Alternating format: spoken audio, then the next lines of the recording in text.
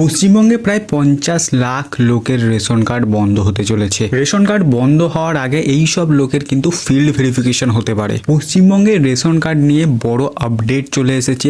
এবার থেকে আর বিনামূল্যে রেশন দেবে না এই সব লোকেদের। কবে কবে ভেরিফিকেশন হবে, কোথায় ভেরিফিকেশন হবে, অনলাইনে নাকি অফলাইনে, কাদের ভেরিফিকেশন হবে, সব ধরনের রেশন কার্ডেরই কি ভেরিফিকেশন হবে নাকি কিছু সংখ্যক রেশন কার্ডের ভেরিফিকেশন হবে, ভেরিফিকেশনে কাদের বাদ যেতে চলেছে কাদের বাদ যাবে না, অর্থাৎ 15,000 টাকার বেশি মাইনে হলে বাদ যাবে নাকি 4 চাকা গাড়ি থাকলে বাদ যাবে নাকি 2 চাকা অর্থাৎ বাইক থাকলে বাদ যাবে, এই সব কিছু নিয়েই কিন্তু আজকের ভিডিওটা।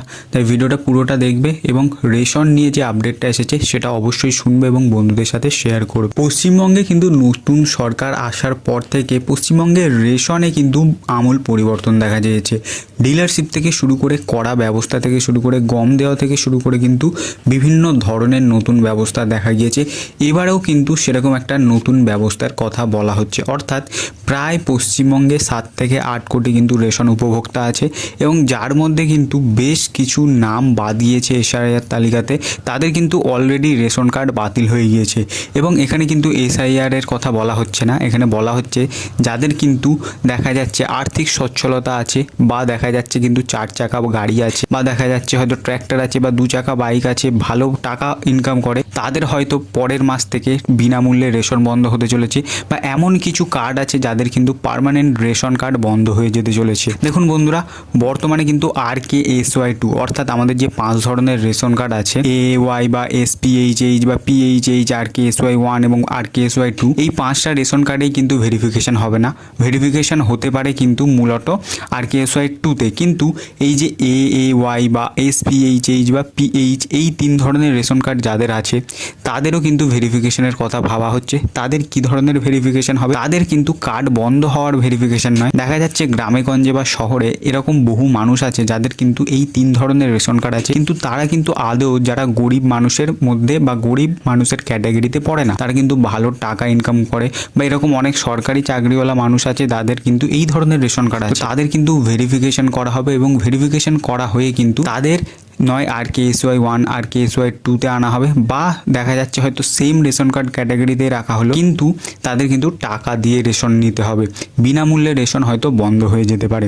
এবার আসা যাক যে RKSY2তে প্রায় 50 লাখের মতো মানুষ কিন্তু RKSY2 থেকে রেশন তোলে, অর্থাৎ মাসে 2 কেজি করে চাল পায় এবং বর্তমানে দেখা যাচ্ছে যে RKSY2তে প্রায় এরকম ব্যক্তি আছে যাদের কিন্তু আর্থিক সচ্ছলতার দিক থেকে খুব একটা খারাপ নয়, এরকমও আছে যে আর্থিক সচ্ছলতা খুব একটা ভালো নয়। তো এরকম যারা ব্যক্তি আছে যাদের আর্থিক সচ্ছলতা ভালো এবং RKSY2তে আছে তাদেরও কিন্তু পরের মাস থেকে ফিল্ড ভেরিফিকেশন হবে। এবার ভেরিফিকেশনটার যে মানদণ্ড সেটা কি হতে পারে? দেখো বন্ধুরা, আগের মাসে কিন্তু প্রায় 15,000 টাকার বেশি যাদের অনলাইন ট্রানজ্যাকশন ছিল তাদের কিন্তু যে রেশন কার্ড বন্ধ হয়েছে এবং এরকম আছে যাদের 4 চাকা গাড়ি আছে তাদের কিন্তু বা যাদের ট্রাক্টর আছে তাদের কিন্তু যেটা রেশন কার্ড আছে তাদের কিন্তু অলরেডি সারেন্ডার করার কথা বলেছে। তো এই মানদণ্ডটা কিন্তু অনেকেই মেনে চলছে, তবে বর্তমানে কিন্তু সরকারের তরফ থেকে কোনো স্পেসিফিকভাবে মানদণ্ড বা ক্রাইটেরিয়া যেটাই বলো সেটা কিন্তু প্রকাশ হয়নি।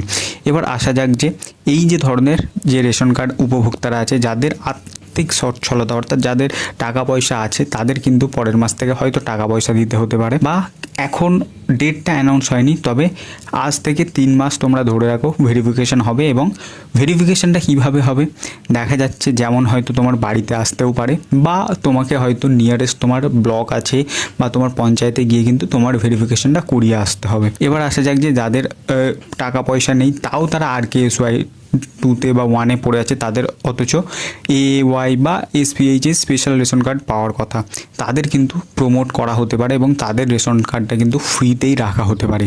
তাই রেশন কার্ডে কিন্তু আমূল পরিবর্তন আসছে।